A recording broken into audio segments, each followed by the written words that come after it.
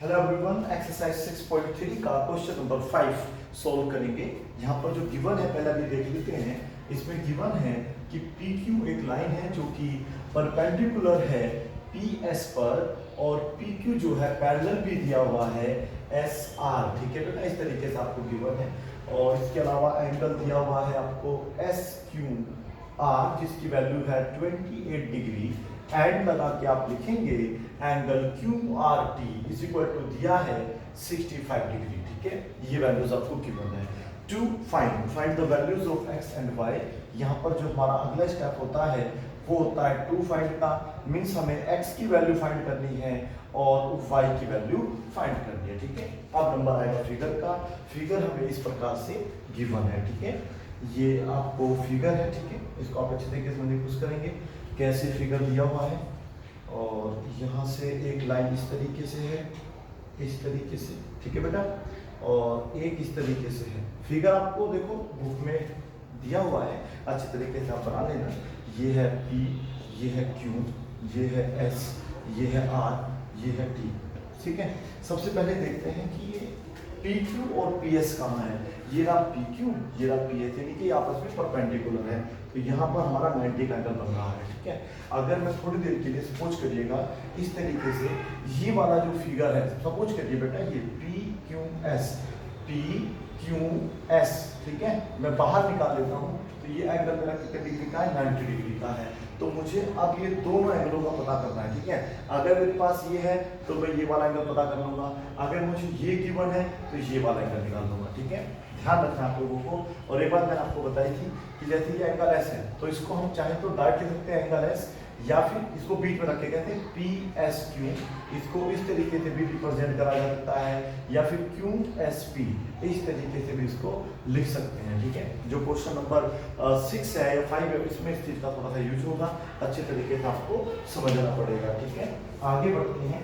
आगे हम देख रहे हैं क्वेश्चन में, देखिएगा वैल्यू देखिए। पहले यहाँ पर 65 दी हुई है। ठीक है, और एक बात और सुन लीजिएगा, देखो ये एक आपकी लाइन है और ये लाइन है। अगर ये दोनों पैरेलल है तो अब देखो मैं इसको ऐसा लिखता हूँ, ए, ये बी, ये सी है। ठीक है, ये मेरा डी है, ये मेरा ई है, ये मेरा एफ है। तो आप ऐसा लिख सकते हैं कि जो ए सी है ना वो पैरेलल है किसके बेटा, डी ई के। समझो मैं कहना क्या चाह रहा हूँ, मतलब जरूरी नहीं है कि जैसे मैंने पूरा लिए वाली, तो ये इस पूरे के पैरेलल है, क्योंकि दोनों अगर लाइन एल और एम पहले ही पैरेलल दिया हुआ है तो हम चाहे तो लिख सकते हैं कि जो AC है वो पूरा पैरेलल होगा DE के। ठीक है, सपोज कोई इसके अंदर नहीं है तो AC पैरेलल हो जाएगा DE के। अब D ना लेके मैंने F ले दिया तो DF के भी पैरेलल रहेगा, बात तो एक ही रहेगी। मीन्स मैं कहना चाहता हूँ, अगर आपको गिवन देखो क्या है कि PQ जो है वो SR के पैरेलल है। ठीक है, और लाइन सीधी स्ट्रेट जा रही है, तो मैं चाहूँ तो ये भी लिख सकता हूँ कि PQ जो होगा वो पैरेलल SR तो है ही, मान लेंगे, लेकिन वो पैरेलल होगा किसके बेटा, ST के। ठीक है, ये बात ध्यान रखनी है। ठीक है, क्योंकि जब ये दो लाइन आपस में पैरेलल है तो फिर ये लाइन भी तो वही है, सिर्फ किसी तो PQ always parallel to ST। ठीक है, अगर आप लोगों को ये दोनों पैरेलल गिवन है तो। ठीक है, चलिए अभी देखते हैं इसमें हमें कौन कौन सा काम यूज करना पड़ेगा। पहले देख लेते हैं कौन कौन से एंगल हमें गिवन है और हमें क्या निकालना है। ये 90 का गिवन है, ये एंगल x है, ये एंगल y है। और मुझे एक बात और आप याद दिलाइए, जब मैंने आपको बताया था यदि हम क्वेश्चन जब गिवन लिख रहे हैं अगर पैरेलल आ गया, ठीक है बेटा, कोई चीज पैरेलल दे रखी है आप लोगों को, तो हमेशा याद रखना है कि उसमें या तो आपका अल्टरनेटिव लगने वाला है। ठीक है बेटा, या फिर आप लोगों का वर्टिकल या अपोजिट एंगल यूज हो सकता है। ठीक है, और नहीं तो फिर कोइंसिडेंट एंगल तो यूज होगा ही होगा। इवन लीनियर भी हो सकता है और कॉरस्पॉन्डिंग हो सकता है। 5 चीजें मैंने आपको बताई थी, लेकिन ये 2 चीजें आप हमेशा याद रखें। ठीक है, ज्यादातर ये यूज होता है। वर्टिकली तो कहीं भी यूज होगा, पैरेलल है नहीं है क्या फर्क है, अगर जहां जो लाइन आपस में कटेंगी वहां पर आपका वर्टिकली अपोजिट एंगल यूज होगा। लेकिन अल्टरनेटिव और कोइंसिडेंट एंगल आप तभी यूज कर सकते हैं जब आपके पास 2 लाइनें क्या दे रखी हैं, पैरेलल। मींस जब हमें PQ जो है SR के पैरेलल दिया था तो हमें अपने दिमाग में ये सेट कर लेना है कि कहीं ना कहीं अल्टरनेटिव और कोइंसिडेंट वाली प्रॉपर्टी जरूर यूज होगी। ठीक है, तो ये समझने के लिए अब हम क्वेश्चन के पास जाएंगे। ठीक है, चलिए क्वेश्चन के पास चलते हैं। तो मैं कह रहा था आपसे, जैसे हमारी क्वेश्चन दे रखा है बेटा, देखिएगा ध्यान से देखिएगा मैं क्या कह रहा हूँ।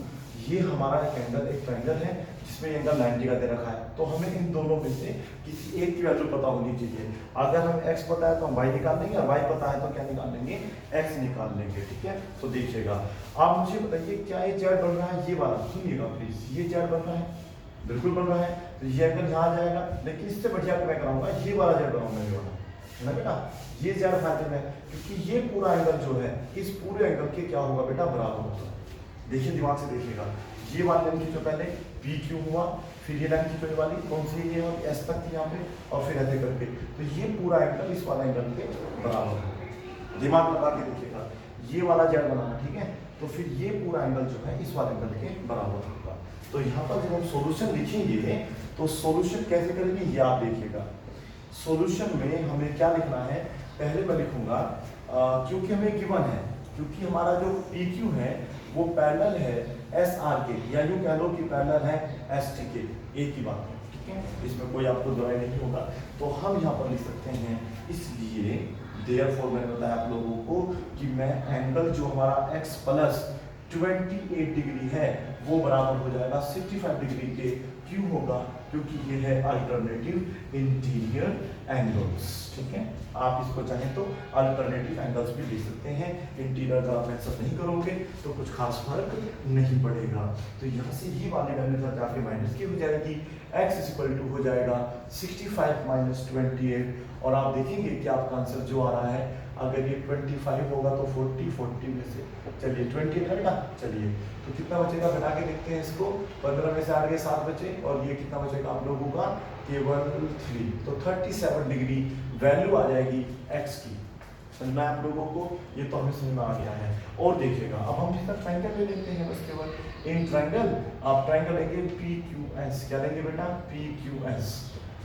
बताइए PQS क्यों लिया, देखो PQS इसलिए लिया क्योंकि हमारे पास एक एंगल पहले 90 दे रखा है, इसमें हमारे पास x भी है, हमारे पास y भी है, x y और एक 90 का एंगल है। ठीक है, बराबर होगा 180। x की वैल्यू हम निकाल चुके हैं 37 डिग्री, और y हमें निकालना है, तो बताइए निकलेगा नहीं निकलेगा, निकल जाएगा ना आराम से। तो इस तरीके से आप इस क्वेश्चन को भी सोल्व कर सकते हैं। तो y इक्वल टू बेटा आप देखिएगा 180 माइनस कितना बचेगा, आप दोनों को ऐड करिएगा 127, और अगर 127 डिग्री इसमें से घटेगा तो y की वैल्यू आप मुझे बताइए कितनी बचेगी, आई थिंक 53 बचेगी।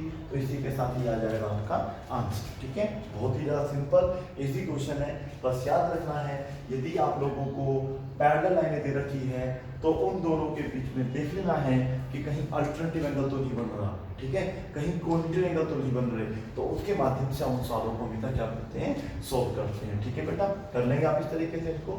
उम्मीद है कि आपको ये क्वेश्चन जो है अच्छे तरीके से समझ में आ गया होगा। ठीक है, thank you so much for watching this video, bye and take care.